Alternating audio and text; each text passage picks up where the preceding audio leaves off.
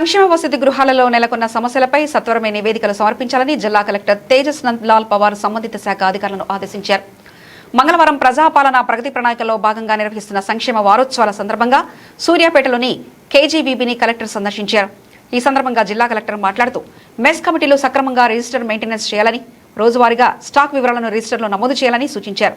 తెలంగాణ ప్రభుత్వం diet, cosmetic ఛార్జీలను పెంచడం జరిగిందని, మెను ప్రకారం విద్యార్థులకు నాణ్యమైన భోజనం అందించాలని ఆదేశించారు.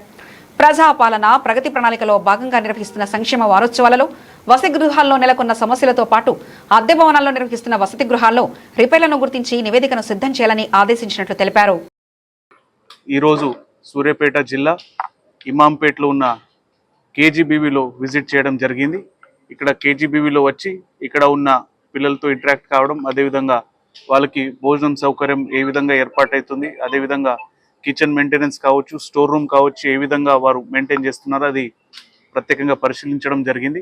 అదేవిధంగా స్కూల్ ఇన్ఛార్జెస్తో మాట్లాడేసి వారికి ఉన్న సమస్యల గురించి డిస్కస్ చేయడం జరిగింది. వాళ్ళకి స్కూల్లో ఉన్న రిక్వైర్మెంట్స్ ఏదైతే ఉన్నాయో అవి లిస్ట్ అవుట్ చేసి వాటికి సంబంధించి డీటెయిల్స్ మాకు ఇవ్వాలని వారికి ఆదేశించి ఉన్నాం.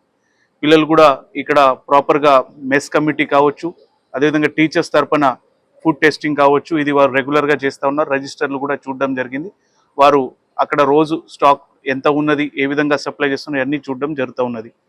తెలంగాణ ప్రభుత్వం ప్రత్యేకంగా ఒక ప్రత్యేకమైన మెను పిల్లలకి ఏర్పాటు చేయడం జరిగింది. అదేవిధంగా డైట్ అండ్ కాస్మెటిక్ ఛార్జెస్ కూడా పెంచుకోవడం జరిగింది. ఆ మెను ప్రకారంగా ఇక్కడ మెను పెడుతున్నారు అని ఐడెంటిఫై కావడం జరిగింది. ఎగ్స్ కూడా మంచి క్వాలిటీ ఎగ్స్ కావచ్చు, టైం టు టైం చికెన్ కావచ్చు, ఇతర పప్పు కానీ సాంబార్ కానీ కూరలు కానీ మంచిగా వేస్తున్నారని ఇక్కడ చెప్పడం జరిగింది.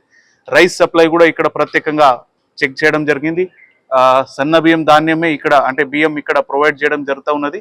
రోజు మంచి క్వాలిటీ సన్న బియ్యంతో వారికి వండిస్తున్నారని ఇక్కడ చెప్పడం జరిగింది.